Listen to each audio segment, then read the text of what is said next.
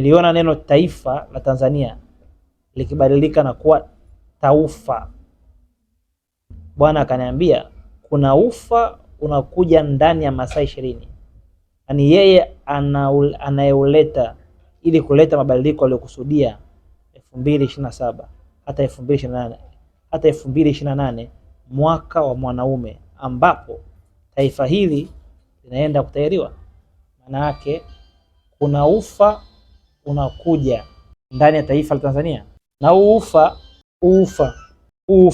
ni yeye mwenyewe anauleta ili kuleta mabadiliko aliyokusudia 2027 hata 2028, mwaka wa mwanaume, ambapo taifa hili linaenda kutahiriwa. Yaani kuna ufa ambao niliona unakuja kwenye taifa. Niliona neno taifa liko taufa. Alafu Bwana akaniambia huu ufa ni yeye mwenyewe ameuleta ili kuleta mabadiliko 2027 na 2028.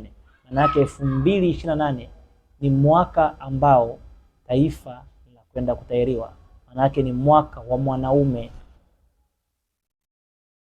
Kwa 2028 ni mwaka wa mwanaume.